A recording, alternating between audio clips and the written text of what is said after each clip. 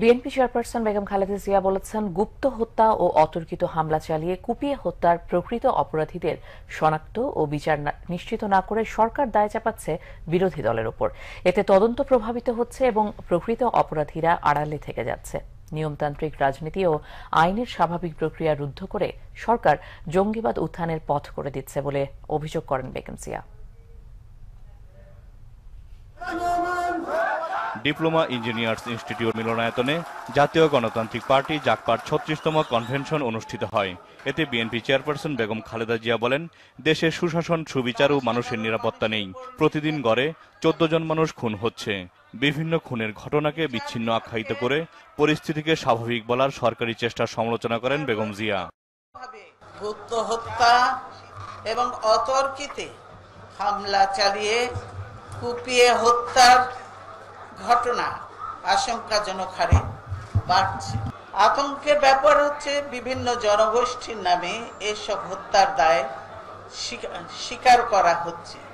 সরকার এসব হামলা ও হত্যার ঘটনা বন্ধ করতে পারছে না। আন্তর্জাতিক সন্ত্রাসীদের উপস্থিতির কথা তারা অস্বীকার করছে, কিন্তু প্রকৃত অপরাধীদের শনাক্ত ও বিচার নিশ্চিত করতে পারছে না। বরং তারা এর দায় দায়িত্ব চাপাচ্ছে বিরোধী দলের ওপর। এতে তদন্ত প্রভাবিত হচ্ছে এবং প্রকৃত অপরাধীরা আড়ালে থেকে যাচ্ছে। নিয়মতান্ত্রিক রাজনীতি ও আইনের স্বাভাবিক প্রক্রিয়াকে রুদ্ধ করে দিয়ে তারাই জঙ্গিবাদের উত্থানের পথ করে দিচ্ছে বলে আমরা মনে করি।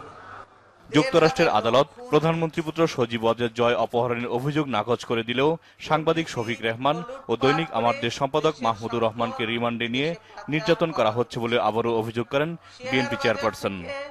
সেই মামলার নথিতে আছে প্রধানমন্ত্রী পুত্রের একটি অ্যাকাউন্টে ২৫০০ কোটি টাকার সমপরিমাণ $৩০০ মিলিয়ন জমা আছে। এই টাকা কোথা থেকে গেছে? এই টাকার উৎস কি? এভাবে তাদের আরো কত টাকা আছে বাংলাদেশের মানুষ তা জানতে চায়। বাংলাদেশের মানুষ মনে করে এই টাকা বাংলাদেশের জনগণের টাকা। এভাবে দুর্নীতি ও লুটপাটের মাধ্যমে অর্জিত বিপুল টাকা বিদেশে পাচার করে সম্পদের পাহাড় গড়ে তোলা হয়েছে। এ নিয়ে তদন্ত হওয়া উচিত। এ টাকা ফিরিয়ে আনা দরকার। কিন্তু এ টাকার ব্যাপারে সরকার নীরব। জুলুম নির্যাতন বন্ধ করে আলাপ আলোচনার মাধ্যমে সংকট সমাধান করতে সরকারের প্রতি আহ্বান জানান বেগম জিয়া। আমি মনে করি আর সময় ক্ষেপণের চেষ্টা করবেন না। বিদ্যুৎ খাতে দুর্নীতি ও লুটপাটের অবাধ লাইসেন্স দেওয়ার পরও লোডশেডিং এ মানুষের জীবন অতিষ্ঠ বলে মন্তব্য করেন বিএনপি চেয়ারপারসন।